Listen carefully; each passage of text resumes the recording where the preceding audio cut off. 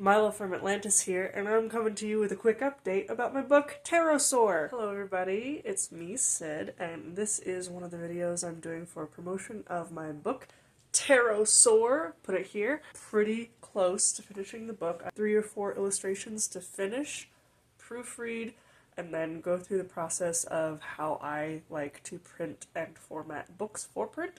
And so this could be a little educational series that I do, but also promotion for my book. So, let's get into it. Also, sorry if I sound sniffly, I have like an allergy thing happening right now. For reference, when I do a lot of my artwork stuff, the files, especially if they're for print, end up being really, really big. So for all of my art stuff, because I am working with just a laptop, I love to use my 1 terabyte hard drive, and I put a Wishbone sticker on it because of course. But I use my 1 terabyte hard drive because that just frees up space on my computer to do the work, and then I save all the files, both the working files and the finished formatted ones, on my hard drive. So my typical folder setup will look something like this for any one given project that I do. I have promotional graphics here, I've got references, like for instance this one is going to be a lot of dinosaur pictures, a lot of art, and then a lot of photos that I do also feature in the book, as well as like mood board stuff. So one of my big mood board favorites for this book was Pitfall: The Last Expedition, and I really wanted the pages to feel like a journal in that game. It's one of my favorite like textural and visual representations of a journal. I really wanted my book to reflect that.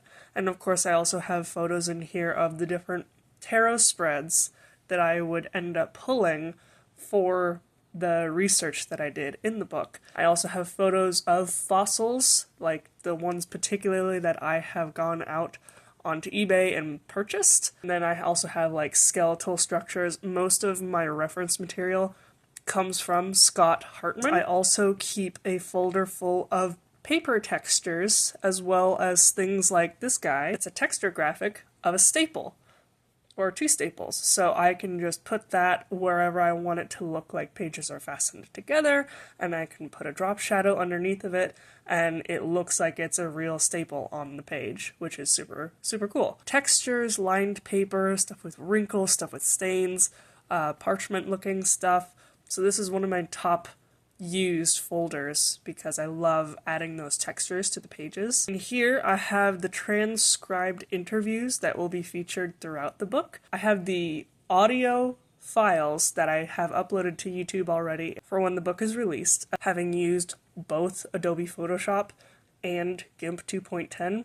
They are basically the exact same program, except GIMP doesn't crash near anywhere as fast. I use it for everything, and it allows you to export in a lot of different file formats. Most printers will want to print in a PDF, so I lay it out in doubled pages. So you have one page and then the other one that is juxtaposed to it. So I hope you all enjoyed that. That's just a little insight into my process and how I set things up.